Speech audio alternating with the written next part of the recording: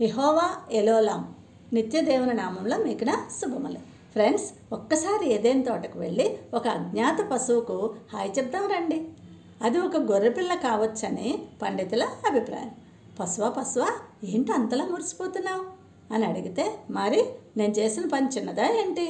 ఆ దేవుని ఆజ్ఞను ధిక్కరించి నిషేధింపబడిన పండు తిని పాపంలో పడిపోయి 104వ సంకీర్తన 2 ప్రకారం తమపై ఉన్న వెలుగు వస్త్రాలను కోల్పోయిన ఆదాము హవ్వల మానాభిమానాలను నిలబెట్టడానికి సమిధలా మారిన ఘన చరిత్ర నాది. అంతేనా?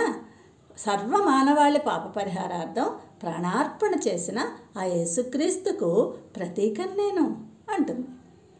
ఆదికాండం 3:21లోకి వెళ్తే, ఈ ఆది దంపతులు తమ పాపాన్ని అంజూరపు ఆకులతో కప్పుకోవాలని వ్యర్థ ప్రయత్నం చేశారు.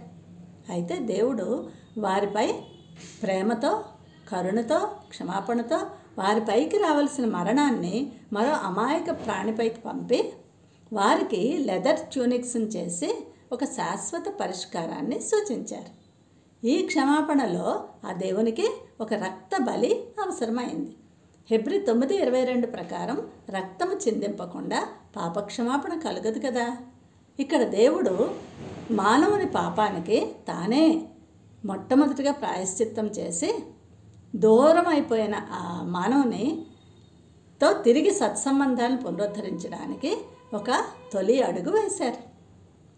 అంతిమ బలి ఆ యేసుక్రీస్తు బలియాగం ద్వారానే అని ఈ వచనం మనకి తెలియచేస్తోంది. ఫ్రెండ్, ఆ శిలువ రక్తం ద్వారా నీకు నాకు నీతి వస్త్రాలను, రక్షణ వస్త్రాలను ధరింపచేసే ఆ యేసుక్రీస్తును రక్షకునిగా విశ్వసించు. ఆ నీతి రాజ్యంలో ప్రవేశించు. Thank you. God bless you all.